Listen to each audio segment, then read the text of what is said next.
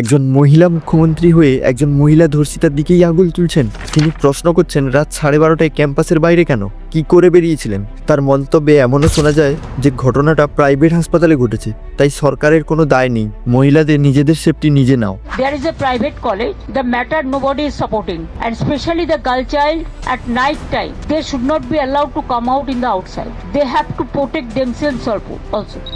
উড়িষ্যা থেকে 20 বছরের একটা মেয়ে এখানে পড়তে এসেছিল।